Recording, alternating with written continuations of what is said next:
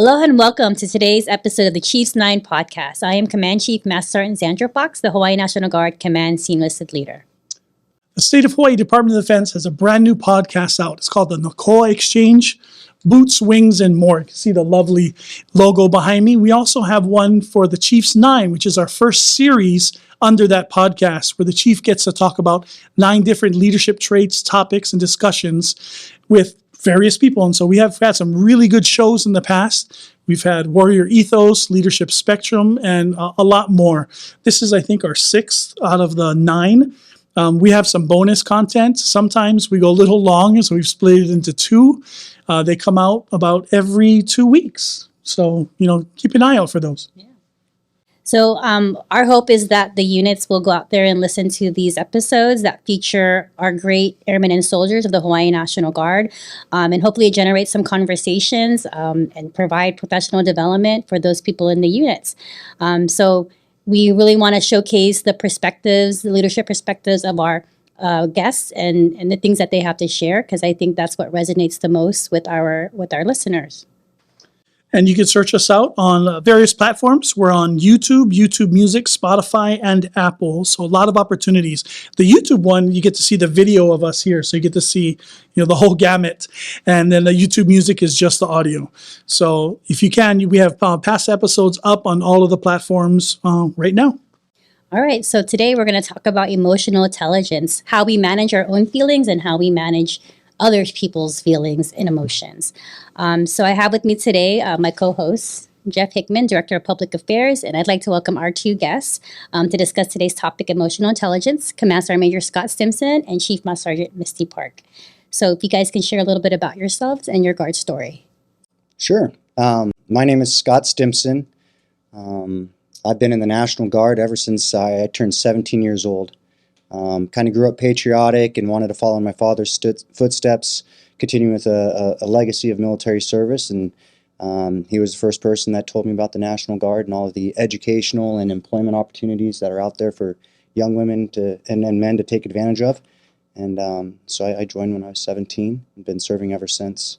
Been fortunate to kind of find my passion in life being a change agent. So when I came back from Portugal, serving there as a missionary, my boxing coach and mentor, Sergeant First Class Dan Dunn, brought me in to work with him as a recruiting assistant.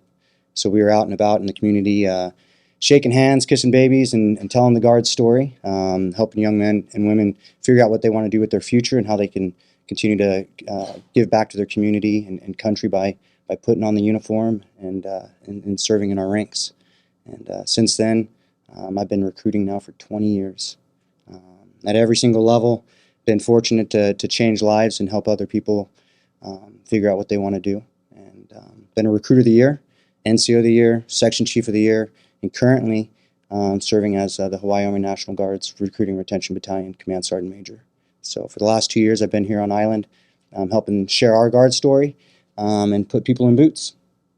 So if you're interested, all right. There's the cell. Give us a phone call. Look us up, nationalguard.com/Hawaii, and we'll get you in touch with one of our recruiters.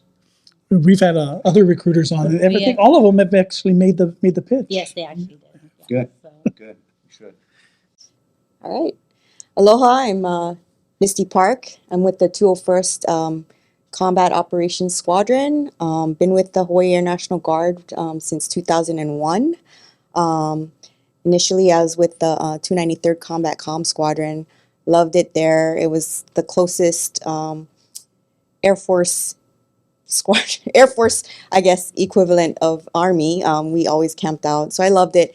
Unfortunately, they disbanded, so I moved over to the 201st AOG unit. Just stood up. Loved it there. Grew with that unit. Developed a lot of relationships there, and I stuck it out there. And now I'm the one of their squadron cells, and love to watch people grow. Most of my background is in cyber, and my full-time job is also in that same area, network engineering. So always like to help people learn, grow, not just in the cyber world, but as a leader, always coming to me and others for advice. So not just learning from me, but I also learn from them. So helping me to grow as well. So. Excellent. So you're a DSG or I am a IDT DSG. for Army guys? I am, but currently I am on Title 10 orders, and I am working with active duty as their Air Operations Squadrons Ops Superintendent right now. So I've been doing that since October of 2022. So probably going to serve another year of that as well. So Good experience Yep. for you too. Very good. A lot of experience here at the table. Yes. Do you guys have a fun fact or something interesting that you've done in the past that makes you stand out? I wouldn't say it necessarily makes me stand out. I'd probably share two things, So, having lived in Portugal, I speak Portuguese and Spanish. And since transplanting here to Hawaii, I've been trying to learn the Hawaiian language, which is very, very challenging. It's beautiful, but it's different than any other language that I've Hey, listened oi. to. How are you? Yeah. I'm from here, and that's the extent of my Halloween language. So, Yeah. so thank you very much for learning. That is a neat fact. Yeah, that is. well, for me, I'm a thrill seeker, so I like to do things that are crazy, like jump out of planes. But I also, I'm a foodie, so like I like to travel a lot of places and just try different things. Some of the weird things I've tasted was like pickled pig's feet, balut, things like that. So just to try it. I may not like it, but at least I can say I tried it. That might be scarier than jumping out of a I plane. know, it's very risky. I don't know. I'm Filipino and I don't want to try bullet. So All right, so I'll go ahead and ask the first question. It's a great topic that I didn't think I was that familiar with, but once I looked into it, I was like, it surrounds me a lot. So, very basic question is, what does emotional intelligence mean to you? For me, it's just about, understanding my own emotions and then also understanding the emotions of those I work with, peers, subordinates, leaders, so that's what it is to me. Just understanding my own emotions and then understanding others' emotions and knowing how that can affect us getting to mission accomplishment.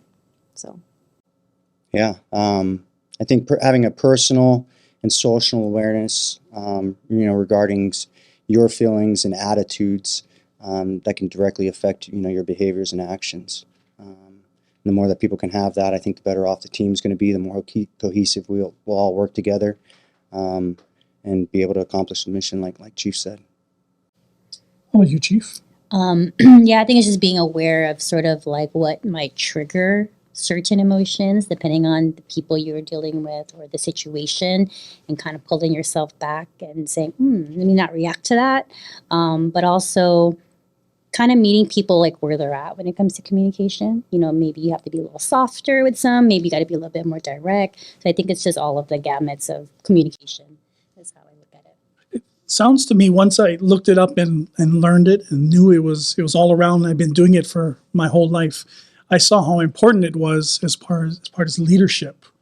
Now, what does it mean to you as a leader about emotional intelligence? Because you have people beneath you, you have people you're responsible for, and peers.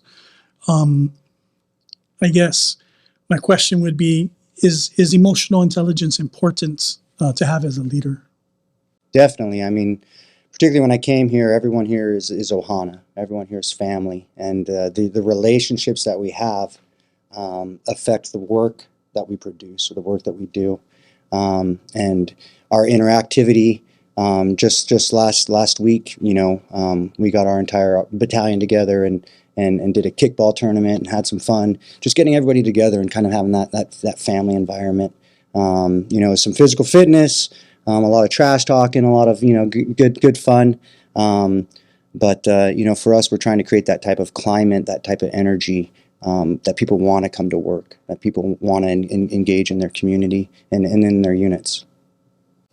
Yeah, I think it's important to, understand how to build a good team, right? Knowing what one person's strengths are, knowing what one person's weaknesses are, and how you can tap into those and build a cohesive team to be more effective, right? That kind of stuff. And then you also know like what motivates people, right? Different things motivate people of different ages or different religions or whatnot, right? So the more you understand those kind of things, the more better you can build a team and foster cohesiveness and effective management. So.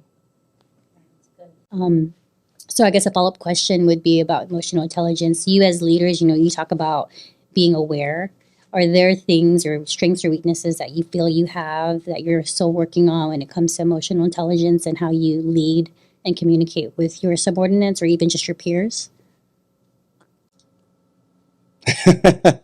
Yeah, definitely regarding emotional intelligence, I think, in my personal life at home, I definitely struggle a lot more with this, particularly with dealing with my kids. We have, 4 teenagers right now in the house, and, being aware of all of their emotions and feelings and, some of their pushback towards us as parents as we're trying to guide them, to becoming, successful adults and making that transition throughout their middle and high school years, right?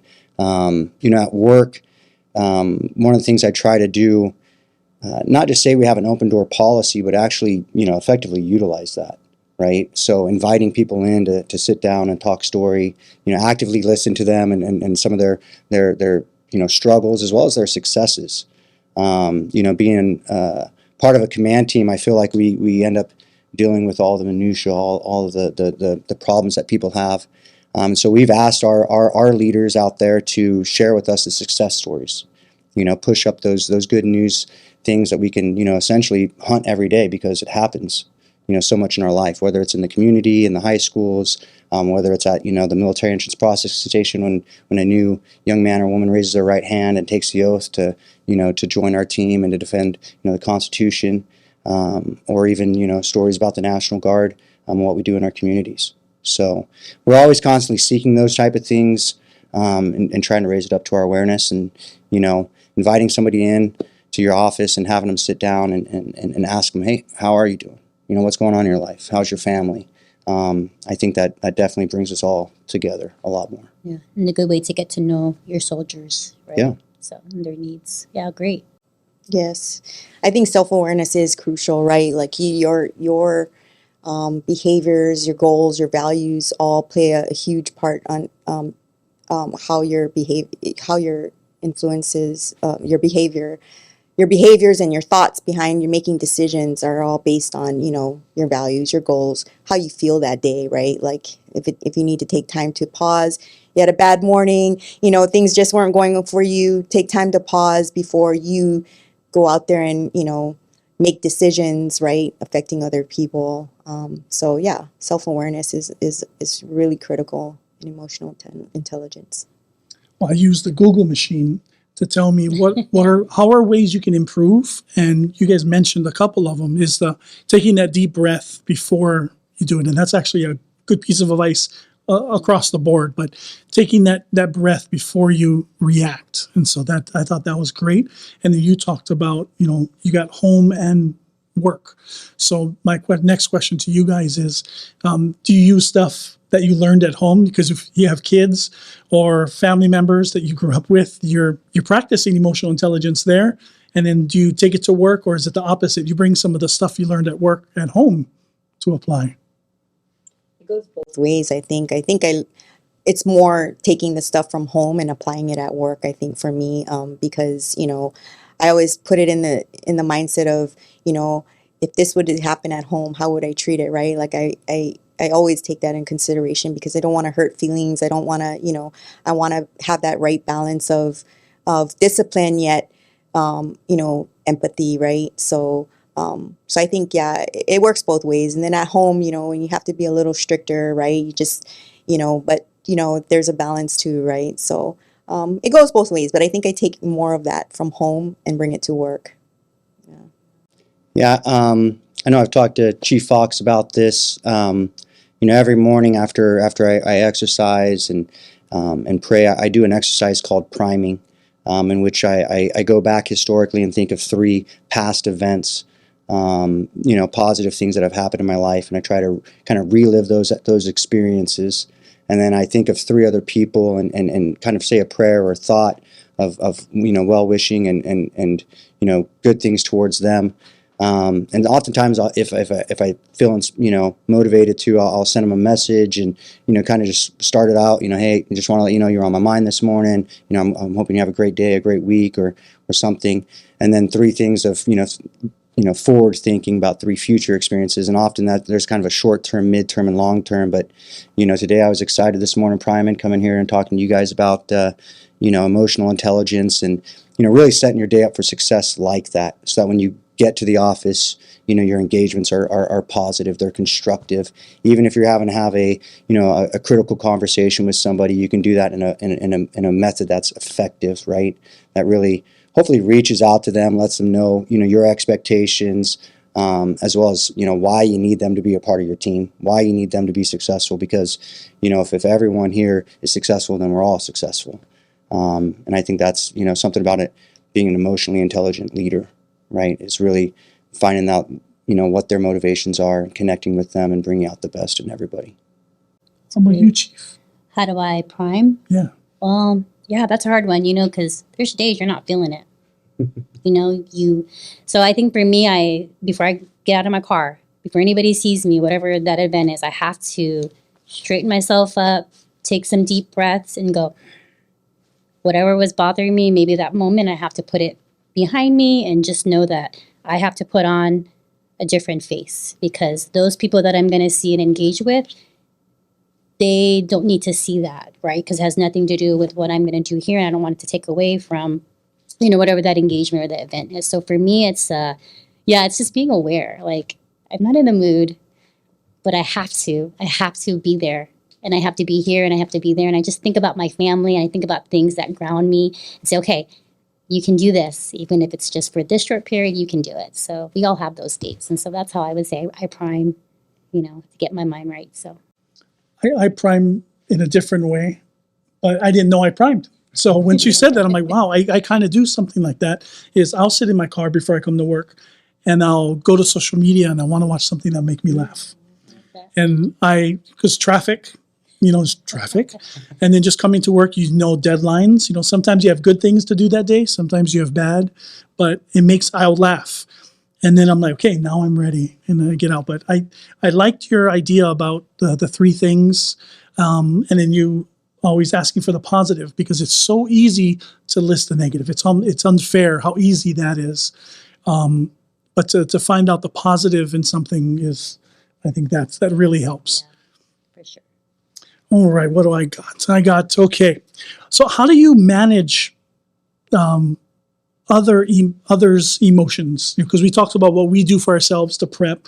What's something you guys do to affect the people you work with, or your subordinates or peers and leaders even? Sometimes they need help. So how do you guys affect them if they need a bump? Yeah, for myself, I try to show compassion by putting myself in their boots, right? Remembering a lot of times I forget that I'm a Command Sergeant Major. I know we all put our pants on the same way, and I come to work kind of with that approach. I've been told I'm one of the happiest Sergeants Major out there, right? Being a recruiting Sergeant Major, you kind of have to have a smile, you have to have personality, you have to, represent the National Guard in a professional manner. And so when I'm talking to, junior enlisted soldiers or talking to other NCOs, I try to remember what it's like for them, how it was, 10, 15 years ago for myself, being out there in the field or being a recruiter, for example, having one of the hardest jobs in the Army, and how that, makes them feel with the work-life balance and early mornings, long weekends, multiple events. So for me, that relatability that I try to portray with our soldiers, I think allows me to connect with them on another level. The other thing I do is in our conversations, and I had a soldier stop by my office last week, and I could only spend 10 minutes with them, and then I had to go into a meeting with the commander. And then later that evening, I called him on one of my walks with my dogs, and just wanted to reiterate to him that I think he's doing a good job. Part of him opening up to me was that this is probably the first thing that he struggled with, being a recruiter. And while you're out there trying to change a lot of lives, ultimately, you got to focus on the next one, that next applicant, that next warrior that you're helping out. And so I followed up with him that evening, gave him a call, kind of probably after hours. But I shared with him my story when I first became a recruiter, and how many hours we were putting in, and some of the struggles that I had, learning this job, and hopefully showing just that little bit of vulnerability, going back 20 years ago, and even nowadays, probably hopefully helped him out a little bit, made him realize that he's not alone, that he's got somebody here that knows where he's at, that has his back, and we're going to try to provide him the resources and the tools and the training so he can be successful, but ultimately he has it all already. And so I would just say those two things: relatability, and the second is vulnerability. If you're just able to let your guard down a little bit and open up, people know that you're human and that you'll care. And I think that's one of the biggest things a leader can do. It's a great thing to take advantage of the time walking your dog.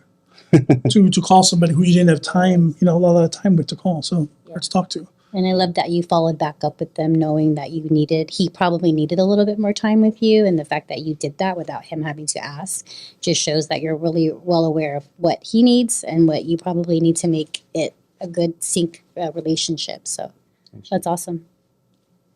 Yeah, I mean, stole my answer, but yeah, definitely. What the Command Sgt just said, relatability, right? 100%. But I think most times it's hard to relate with, a supervisor, leader, right? Like the person above you, right? And so for that, I think most of the times, like, hey, do you want to have a moment and talk, just heart to heart with that person, and maybe that person's going through something that, they cannot necessarily, share with the group, and it's just a one-on-one, Misty to, whoever, right? And it's like, hey, lay it all out, and then that person may feel better, maybe, hey, maybe you can give me some advice, right?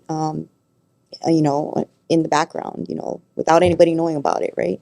So sometimes, but yeah, definitely agree. Relatability, and just being there for somebody, right, to talk. That might just help them. Yeah, just being a good listener, right? I find that doing anything over food really relaxes the tone, and I think more people start to just talk. Yeah. Over coffee. Sometimes they don't even know something is wrong. Right. But you can see it. So, but yeah, food will open it up. Good thing you're a foodie. That helps. So But they might not like the same foods I do. Right. Well, that's why you have little snacks in your office. Here, let me give you a little I do snack. that. I do have a lot of snacks. So I find that helps. At least it helps me. So. Yeah, environment's definitely a big thing. If you're hungry that day, if you're tired, one of the things I was reading lately is just how much sleep impacts people, right? So if you're not rested the night before, are you really coming to work with the right energy, the right amount of level of consciousness, right? Or you're just going through the motions that day.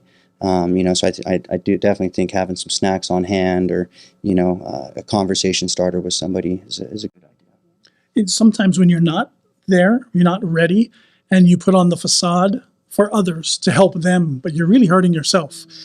So you almost got to take care of yourself too, because you can fake it, then at the end of the day, you're going to be emotionally drained. So I think it is good to be vulnerable. It is that communication is key. And hopefully you guys have your people you can seek, that sort of vector check, when you're feeling not yourself. So hopefully you guys have that too. They're like beacons of emotional intelligence, these two. And so they need somebody to check. It's hard, I remember I was superintendent chief, and one of my tech sergeants, E6, said, "How are you doing today, chief?" And I was like surprised, because you're used to the ones checking in on everybody and not used to somebody actually asking you like how your day was. And I went, "Oh my gosh, what do you mean? How am I? I'm fine, I think." Yeah. So it kind of made me giggle and laugh because I never really reflected, I guess, how I really was doing, because you're just going, you're grinding, and so I thought it was nice. I felt really nice. Like, she asked me how I was doing. So I'm going to work in a pickleball analogy here. I try to get one per podcast. Okay. But you mentioned something like when something bad happens, you just got to kind of brush it off and move on. The recruiter, maybe he had a bad day or a bad incident with somebody, but it wasn't life-changing.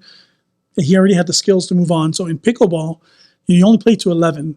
And if you make a mistake while you're serving, the opponent gets no points. So you just, they'll get the side out. Now it's going to be their opportunity, but you got to shrug it off and get ready for the next one. And that's really a metaphor for life. Is something bad happens, Yep, it happened. Acknowledge it, learn from it, and then but you got to be ready to move on. And so, pickleball is emotional intelligence Yeah. over and over. Okay, In some ways, yeah, I think so. So I guess we'll go into our next question. So do you guys have any examples from your career where you've used emotional intelligence to your advantage? Maybe dealing with certain people, maybe you have to communicate, you know, maybe you need something, you know, maybe there's a difficult person, you're like, ugh, I don't want to deal with them, but I have to ask for stuff. Have you ever had to deal with that at all? Yes. I'm not going to say daily, but yes. So I think conflict resolution, right? Having someone just not getting along with someone, right? And taking that, empathizing with each side, right? Hearing them out, and then just like knowing what each other's perspectives were, right? And just by understanding that, you can, kind of like, hey, well, I didn't know you felt like that, and maybe just bringing that out there and just, having them speak. What was your issue? Because, at the top, it's like maybe a he say, she say thing, or somebody, changed the whole, subject of something, of what their main reason why they were arguing about, right? So having them sit in the room and be like, hey, what's your side? What's your side?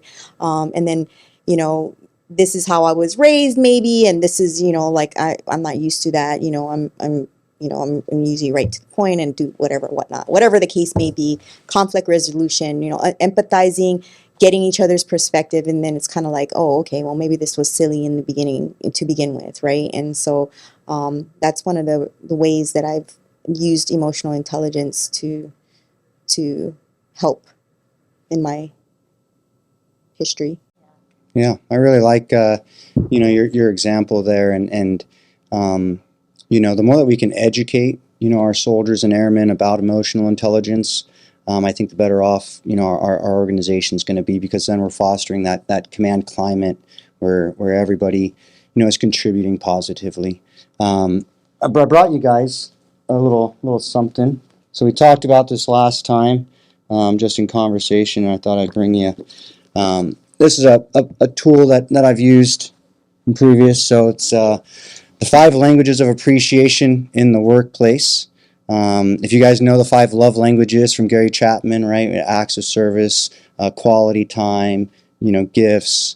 And there's two others in there, but this one particularly talks about, kind of creating that environment in the workplace. And it has a survey in there, which I always like using surveys with people. In fact, Major Romero, RXO, kind of did a personality survey with the entire battalion, and it was interesting seeing everybody's different perspectives, right, where we're all coming from, but just raising that collective level of awareness for people that, kind of understood different people's triggers, different, their backgrounds and different stories and everything, kind of brought us all together a little bit more.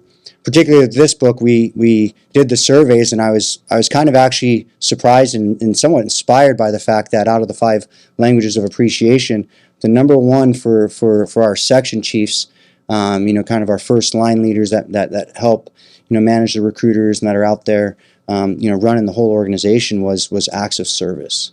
And I don't know if that's part of the Army's leadership development program or kind of our process. But it was just one of those indicators to me that we were on the right track, because, they didn't necessarily care about awards and all these things, right, that are still important because it might be, somebody's love language or a way that we could communicate and recognize that they're important to us. But for Army leaders, that, at least based off our group survey, that was the number one, was acts of service. Take this survey after this shift, so we can definitely see. Need to take the survey. But it's a great tool, right? Because it fills in some gaps, because we might have our own perspectives on what we think we know. And like you said, let's talk about it. And you're like, oh, I thought this, I thought that. And you start coming up with these stories in your head on why something may or may not be working. And I think it's just good to have this awareness of yourself, like you being aware of the subordinates, but also like, what's your love language? I'm not sure what mine is. My wife tells me what I love. So, Well, I just thought I'd bring you guys, this gift and just thank you guys for everything that you guys are doing for the Hawaii National Guard, as chiefs, and a little something in there too, written in there for you guys to read a little bit later. But yeah, thank you. Thanks, Scott. Oh, Well, I guess we're going to wrap this up. A lot of great content. I mean, I think we should go longer, but so we like to always end with what advice do you have for our soldiers and airmen that are listening out there on the topic of emotional intelligence? Okay, I'll go first. I got three. I wrote them down because it's important, right? So like, we've all talked about this throughout the conversation, but develop self-awareness, right? Taking time to understand what are your triggers, what are your emotions, and how that can affect, how you go about your day or make decisions, right? The second one I think is important to me is understanding how to manage your stress effectively. So if it's exercising, lifting weights, talking to a friend or a trusted friend or advisor, learning how to manage your stress effectively. And the last one is seek feedback, right? We may think we know everything, right? But we don't. So whether it's from your peers, your mentors, your leaders, whatnot, hey, am I doing a good job? What can I do better, right? And then same for them, right? They're looking to you.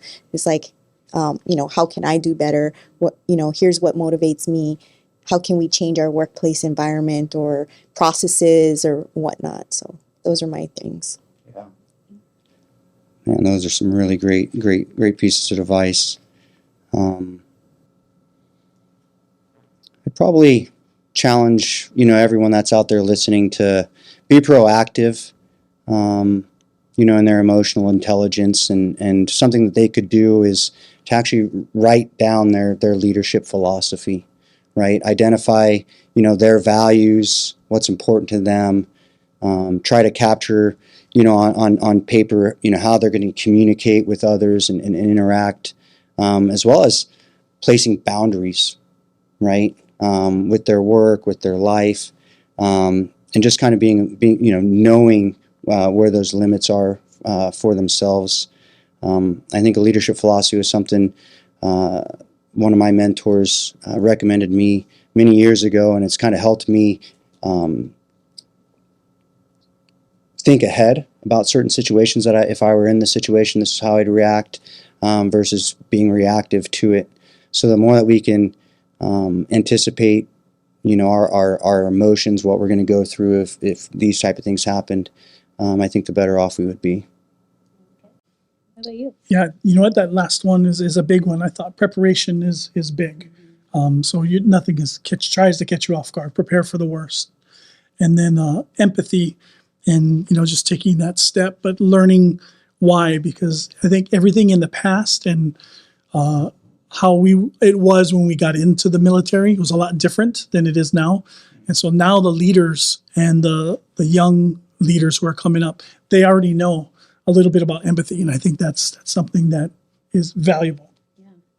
I like what you said with that self-awareness and seek feedback. It goes all together. It also aligns with you being being proactive. I would say my advice would be learning from all of the experiences that you have in life, even especially the ones that are challenging. I think that's just going to make you be more self-aware in how you react to certain things. But just always learning and growing, like what your emotions are doing to you, how they affect people, how they affect yourself. And so my advice would be just learning from those experiences that you have in life. So That's good. Thank you, Chief. all right, so thank you to Command Sergeant Major Stimpson and Chief Master Sergeant Park for your time here today on our podcast, The Chief's Nine. So mahalo for discussing the emotional intelligence and sharing your personal experience. A lot of great information. I wish we could go longer. And mahalo to my co-host Jeff always for helping me out, being my wingman. And then for Andy back there, which you can't see, it's the man behind the camera. But you probably might hear his voice. So I am Chief Fox. Thanks again for joining us on our 6th episode of the Chief's Nine podcast. Until next time, mahalo. Bonus content. All right, so we're in the bonus content where sometimes we get some of our best nuggets of information, and we'd like to hone in on something you might have said that we ran out of time on the podcast. So I'll go first. Okay. So as a foodie, some places or foods that you recommend that you can share with our listeners out there? Sure. So, Fuki restaurant in Prokai. I've seen the line. Oh there my this God, weekend. it's so good. It's right across from Pro. I giggle at the name. Prokai Shopping Center, and then If you like Indian tadka, that is really good. I don't remember the name of it, but I know the location. It's across from Ward, and that has good like Middle Eastern food. Super delicious. And then the last one, Straits of Honolulu, for Singaporean food, and it kind of has a nightlife after a while. But they've got good food and drinks. So those are some of my places that I go to. Well, recently. We don't So, endorse kinda any of those restaurants, Right. but we like eating at those Oh yeah, restaurants. the food is good. I'm sorry, Chili crab chili crab at at the Singapore. Did they have it? yes, I think they Okay, do. we're gonna have to go there for lunch. Yes. Let's do it. Yes. Yeah, get out there, It's pretty try it new. all. Try So- all the things. Yeah. So now we're staying on the foodie topic with my question. So as a recruiter, you're on the road all the time, checking on your soldiers out there. What are some go-to food places that you like? So I hate to admit this, but I actually don't eat out very much. My wife meal preps every Sunday, so I got these little containers. I end up putting in my bags. So unless somebody invites me out to lunch, or I decide to use that as a format to go out to lunch with somebody and talk to them over food, I don't normally eat very much outside of that. I brought some muscle milk, Some milk. so that was kind of my late lunch. You like Chief Fox tacos? yep. That's how we first met. So when I got here, we did our meet and greet and we had tacos. Yeah. Yeah, burritos, I think it was. Yeah. Yeah. So I guess I'll ask my question. So you mentioned about being a boxer. Okay. Tell us a little bit about that. Like you were professional.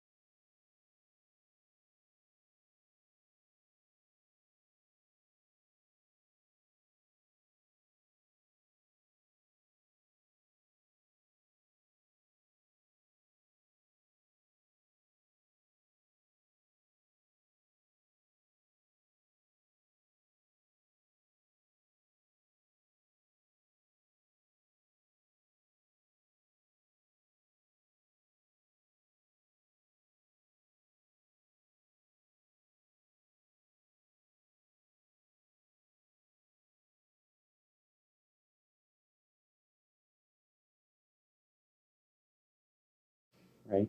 That's a good I don't know if I'm going to jump out of the helicopter and that trident jump thing you did. I don't think I'm going to do that. Yeah. Yeah. Yeah. Who else can say they've been to Hawaii, know, jumped out of a it's helicopter amazing. into the ocean, right, at 40 feet? cool. That is cool. So what about your skydiving Yes. as a hobby? No.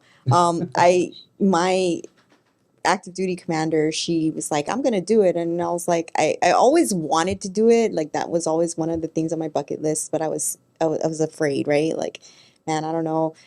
So she challenged us like, hey, we're gonna have this leadership outing. And I was like, oh my God. And so I said, okay, you know what? You only live once. So I did it and I said, you know what? I'm going to buy the whole package, the recording, the video and everything, right? Because this is the first and last time I'm ever going to do it, right? So I did it and it came out awesome. It was super fun. I'm glad I did it. And I go home and I tell my 16-year-old, hey, like, check this out. This is what I did today, you know? He's like, you did that at work? And I was like, yeah. And he's like, I want to go. And I was like, darn it, I have to go again now. So yeah, I'm planning to do it again. But I think if you do 6 jumps, tandem, you can start jumping on your own if you want to. But it was really fun. The view was awesome. And talk about waking up, right? I didn't have coffee that morning, but I sure was awake after that. Quite the adrenaline. So- Sharing your I want to see the prime on that day, right. right? No kidding. Yeah. What do you tell yourself? You know. Yeah. What about you, Jeff? Do you have any adventures that you? I was lucky. I came out of college, couldn't find a job, and so I had an aunt that wanted to start up a sports magazine, and I'm like, I love sports. So I got to skydive. I did the glider out at the North Shore, and it was all free because I wrote an article about it. So I'm trying to find as many free things as I could, as a recent college grad, and write it to get it into the magazine. But one of my favorite things I did was just being on the sideline during a football game, because you can hear the crunches and the banter back and forth, the coaching, the stand. It's just a totally different experience, and a lot of people don't get that. So I enjoyed that part of it, and I took advantage of it being with the sports magazine. But beautiful view, one and done. I'm with you there. I did scuba diving in high school, loved it, got addicted to it, and yeah, that was just a lot of fun. So how about you, Chief? Scariest, wildest thing? When I was 18, I was stationed at Mount Home Air Force Base, Idaho. And the first thing we all do is go to Vegas, right? So we took a little road trip, all of us, and we decided to do bungee jumping off the stratosphere. I don't even know if it's still around. And all I can remember is like seeing this pool down there going, okay, well, I guess if that's going to happen. And I did it. I wish I had recordings. I don't think back then I don't know. Maybe I have a video somewhere, maybe a VHS tape. I don't know. But I would say that was probably my most riskiest thing I've done when I was younger. But now I'm not so. I'm very risk adverse. Well, it's risky when they don't have it anymore. Yeah. That's kind of a thing. So no, that's amazing. Right. Yeah. Well, I guess that ends our bonus content. All right. Good stuff. Bonus content.